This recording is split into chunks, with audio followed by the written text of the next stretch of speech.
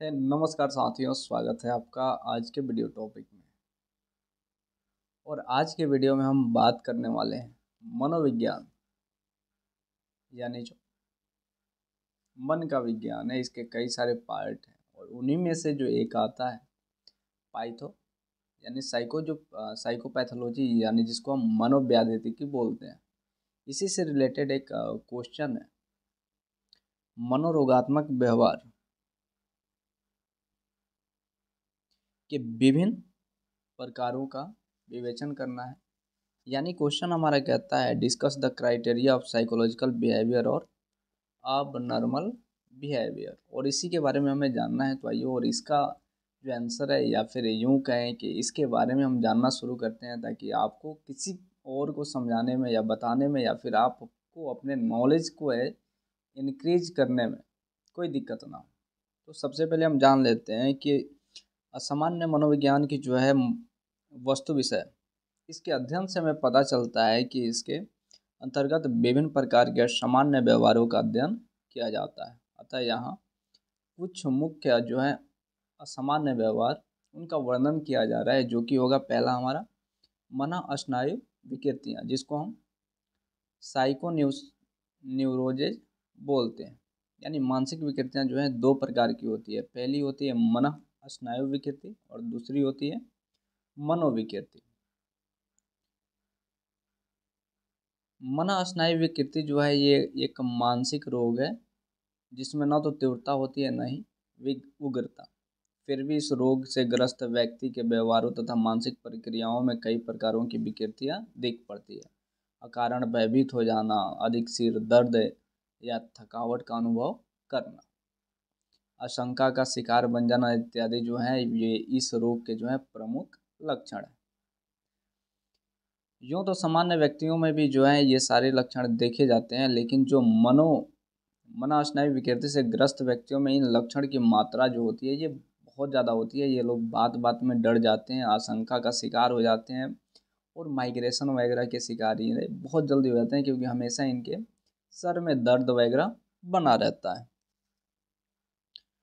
उदाहरण के तौर पे अगर देखा जाए तो संदेह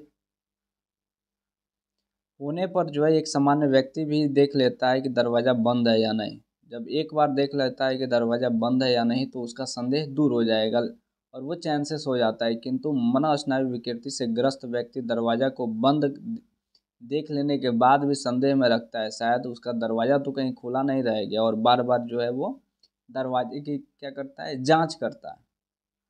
तो इस प्रकार वो रात भर व्यक्ति जो है पूरा संदेह में भरा रहेगा, सो नहीं पाएगा। मनःस्नायु विकृतियाँ जो है ये कई प्रकार की होती हैं, जिसमें स्नायु दुर्बलता आती है, जिसको हम न्यूरोथेंसिया बोलते हैं, न्यूरोस्थेनिया बोलते हैं। इसके बाद चिंता उन्माद, जिनको हम एंजाइटी हिस्ट्रिया बोलते हैं। फोबिया होता है हमारा, उन्माद इसमें आता है। हिस्ट्रिया जिसको बोलते हैं, बाध्यताएं जिसको हम ओबेशंस बोलते हैं, इत्यादि जो है इनमें प्रमुख है। और आजकल जो है मनःस्नायु विकृति को चिंता विकृति भी, यानी एंजाइटी डिसऑर्डर के नाम से भी जाना जाता है। और जो है ये DSM-4 अभी फ़िलहाल 2013 में जो है DSM-5 आ चुका है, लेकिन क्या है कि अभी कई सारी चीज़ें उसमें अस्पष्ट नहीं है, जिसके चलते DSM-5 का जो है अभी पुनः मुद्रण होगा, या फिर यूँ कहें कि उसका संशोधन होगा। और जब संशोधन आएगा तो फिर हम DSM-5 भी पढ़ेंगे, लेकिन अभी फ़िलहाल DSM-4 ही चल रहा है, क्योंकि उसमें कई सारी जो है विकृतियाँ पाई गई, या फिर यूँ कहें कि कई सारे फॉल्ट्स पाए गए, जिसके आधार पे उनको सुधार किया जा रहा है, तथ्यों को जांचा जा रहा है। अगर वो सही उतरते हैं तो आई थिंक 27-28 के आसपास तक उसका पुनः जो संशोधित जो है वो आ जाना चाहिए। दूसरा है मनोविकृतियाँ।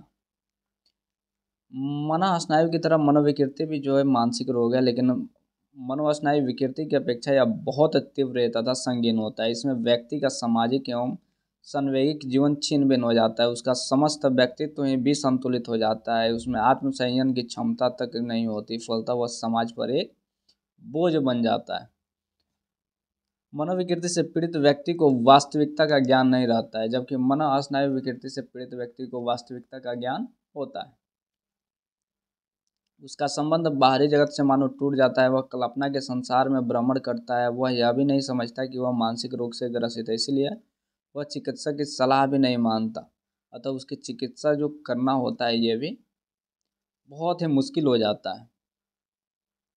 रोगी का व्यवहार विचित्र तथा निरर्थक मालूम पड़ता है। वह सुखद परिस्थिति में रोता है तथा दुखद परिस्थिति में हंसता है। पागलपन के जैसा उसका व्यवहार हो जाता है। बिलूवर ने लिखा है कि एक महिला जो है साथ साथ में हंसती थी और रोते भी थे। इस प्रकार विभ्रम तथा व्योमोह के जो है अनेक जो है उदाहरण मिलते हैं। किसी को एक व्यामोह होता है कि वो भगवान के दूत जो है उसके पास आते हैं। किसी को यह विभ्रम होता है कि लोग उसको मार देना चाहते हैं। किसी को ऐसा विश्वास हो जाता है कि वह बड़ा वैज्ञानिक दार्शनिक या महात्मा हो गया है, और कोई यह समझता है कि वो तो किसी देश का राजा है, प्रधानमंत्री है, राष्ट्रपति है। इसके अतिरिक्त असंगत भाषा या फिर अवसाद जो है, या विध्वंसात्मक स्वभाव, संज्ञात्मक विसंतुलन, या फिर चिंतन विकृति जिसको हम थिंकिंग डिसऑर्डर बोलते हैं, आगे चल के इसे पढ़ना है, इत्यादि इस रोग के जो है प्रमुख लक्षण है। मनोविकृति जो है कई प्रकार की होती है। इसमें मनोविकलता जिसको हम सिजोफ्रेनिया बोलते हैं। इसके बाद स्थिर व्यामोह जिसको हम पारानोइया बोलते हैं।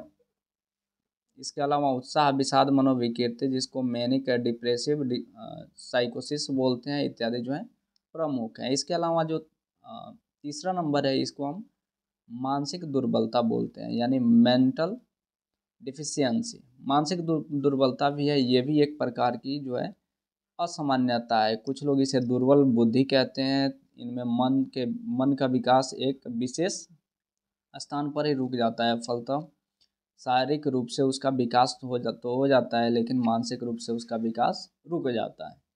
इसलिए उसकी क्या होती है, बुद्धि काफ़ी कम हो जाती है। बुद्धि की क्षमता इतनी ही रहती है कि वह साधारण कार्य जो है करके अपना जीविका चला लेता है। यानी ऐसे माना जा सकता है एक मंदबुद्धि जो बहुत सारे लोग हैं जिनके पास माइंडसेट तो बहुत तेज नहीं होता है, फिर भी नॉर्मली जैसे खेतों में कुदाल चलाना और भी कई सारी चीज़ें हैं जो कि वो रोज़मर्रा, या फिर यूँ कहें खेत जोतना, और भी कई सारी चीज़ें होती हैं जिनमें वो अपना जो है जीवन चला लेते हैं। जैसे या फिर मुर्गी पालन, गऊ पालन, या फिर और भी कई सारी चीज़ें, मवेशी पालना। तो बहुत सारे उदाहरण हैं जिनमें बहुत ज़्यादा माइंडसेट की ज़रूरत नहीं है। खेती करना जो सामान्य तरीके से खेती किया जाता है वो भी लोग ये आसानी से कर लेते हैं। चौथा आता है हमारा लैंगिक विकृतियाँ। काम विकृति का तात्पर्य ऐसे असमान व्यवहार से है जिसके द्वारा व्यक्ति अपनी काम इच्छा की संतुष्टि करता है। जब मनोलैंगिक विकास सामान्य रूप से होता है तो व्यक्ति अपनी काम इच्छा की संतुष्टि जो है सामान्य रूप से करता है, लेकिन कभी कभी स्त्रीकरण, प्रतिगमन इत्यादि के कारण काम विकास सामान्य रूप से नहीं हो पाता है। फलतः उस व्यक्ति में कई प्रकार की काम विकृतियाँ आ जाती हैं। फ्रायड ने कई प्रकार की काम विकृतियों की चर्चा की है। उदाहरण के लिए कुछ व्यक्तियों में जो है परपीड़न के लक्षण दिख लेते हैं। वे अपने प्रेम पात्र को जो है कष्ट देकर ही कामानंद प्राप्त करते हैं, यानी सेक्सुअल प्लेजर होता है उसको प्राप्त करते हैं। कभी कभी वे जननेंद्रिय स्तन को दांत से काट लेते हैं। कभी तो उत्तेजित होकर अपने ही प्रेम पात्र की हत्या तक कर देते हैं। इस तरह से कुछ व्यक्तियों को जो है समजाति लैंगिकता की बुरी आदत लग जाती है। पुरुष जो है दूसरे पुरुष का जो है गुद्दा व्यवहार, यानी बाइसेक्सुअल। ऐसे भी कई सारी चीज़ें हैं। उम्मीद मैं यहाँ पे इन चीज़ों को खोल के बताना चाहूँगा, क्योंकि चूंकि आप क्या पढ़ रहे हैं साइकोलॉजी, हो सकता है कि आने वाले समय में आपको कई सारे फील्ड मिले और कई सारे जो है लोग आपसे मिले। हो सकता है आप इस फील्ड के बाद जो जब आप जाएं तो वहाँ पे आपको कई सारे फील्ड के लोग मिले, जहाँ पे जो है कई तरह के लोग मिलेंगे, और उन लोगों का आपको इलाज भी करना पड़ सकता है अगर आप साइकोलॉजिस्ट के तौर पे काम करें तो। या फिर यूँ कहें कि उन्हें परामर्श देना पड़ सकता है। तो फिर कैसे दोगे? मैटर तो ये करता है। तो किसी भी चीज़ के बारे में डीपली ज्ञान होना बहुत ज़्यादा ज़रूरी हो जाता है। तो रियलिटी भी है।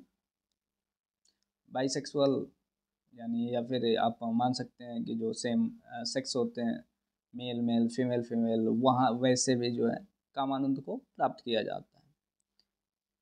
ये भी जो है एक काम विकीर्ति है,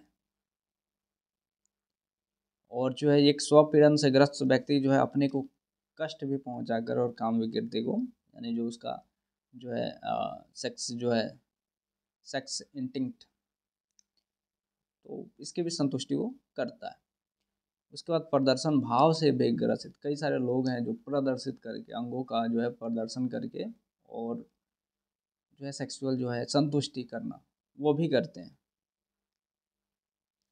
इसके अतिरिक्त कई प्रकार की जो है वो लैंगिक जो है विकृति हैं जो जिनकी व्याख्या यहाँ पर तो आवश्यक नहीं है, लेकिन जब हम आगे पढ़ेंगे एक चैप्टर आएगा सेक्सुअल, तो वहाँ पे हम इन चीज़ों को, यौन विकृति, इन चीज़ों को बहुत ही बेहतरीन तरीके से पढ़ेंगे। पांचवा जो है ये है मनोविकारी व्यक्तित्व, जिसको हम साइकोपैथिक पर्सनालिटी बोलते हैं।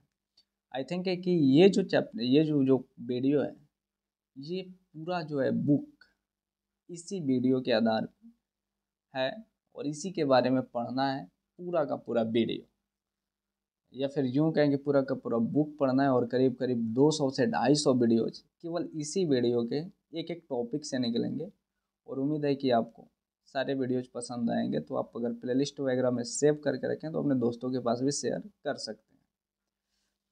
मनोविकारी व्यक्तित्व, जिसको हम साइकोपैथिक पर्सनालिटी बोलते हैं। कुछ व्यक्ति ऐसे होते हैं जिनका व्यवहार सामान्य लोगों के व्यवहार से विचलित होता है, लेकिन उन्हें जो है मन स्नायु विकृति या मनोविकृति से उत्पीड़ित नहीं कहा जा सकता। फिर भी इनके व्यवहार में सामान्य व्यवहार भी कहना उचित नहीं होगा, ऐसे व्यवहार को सामान्य व्यवहार कहना उचित होता भी नहीं है, इसलिए ऐसे व्यक्ति को विशेष श्रेणी में रखा गया है।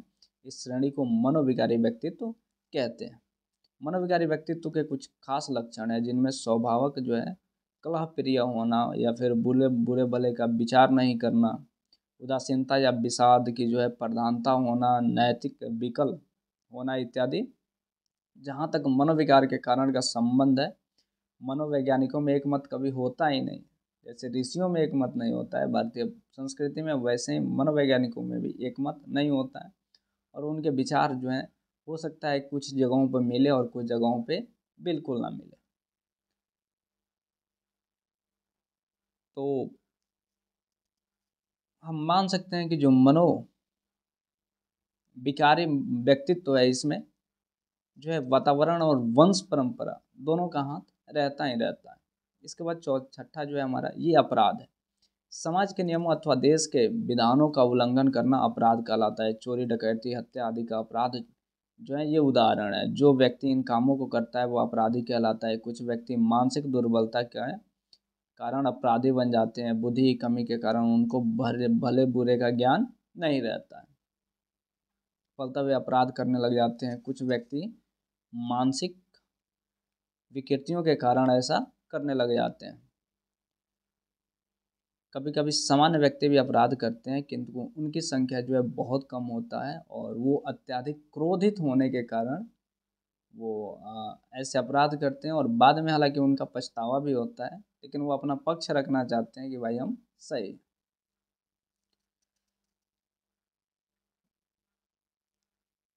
व्यक्ति अपराध क्यों करता है, यह एक गंभीर समस्या है। मनोवैज्ञानिकों ने इस समस्या को हल करने पर कई सारा जोर दिया है, जिसमें वंश परंपरा, आर्थिक स्थिति, सामाजिक वातावरण, मानसिक रोग, दूषित शिक्षा प्रणाली इत्यादि हो सकते हैं। तो ये था हमारा जो मनोविज्ञान या मनोरोग जो विज्ञान है, इसमें असामान्यता के जो अर्थ होते हैं, अंतर जो होते हैं, अबनॉर्मेलिटी के जो प्रकार होते हैं, वो इसमें हमने जाना। और उम्मीद है कि ये जो खास करके ये जो वीडियो है, इसी वीडियो में रिलेटेड कई सारे टॉपिक्स, या फिर यूँ कहें कि कई सारे टॉपिक्स जो हैं चैप्टर में, कई सारे वर्ड जो हैं वो चैप्टर में कन्वर्ट होने वाले हैं, और उनके बारे में हम बेहतरीन तरीके से जानने वाले हैं। तो आप जुड़े रहना ज़रूर, और उम्मीद है कि आपको पूरा मज़ा आने वाला है। रियलिटी है, और आप इतना बेहतरीन तरीके से सीख पाओगे, शायद आप किसी कॉलेज में ज्वाइन करके और डेली डेली क्लास करके आप जितना सीख पाते हैं, आई थिंक उससे बेहतरीन ही आपको यहाँ पे सीखने को मिलेगा। उम्मीद है कि हर वीडियो आप 2 से 3 बार ज़रूर देखेंगे, ताकि आपको बेहतरीन तरीके से समझ में आए, और इसके साथ ही साथ बुक स्टडी वगैरह करते रहेंगे।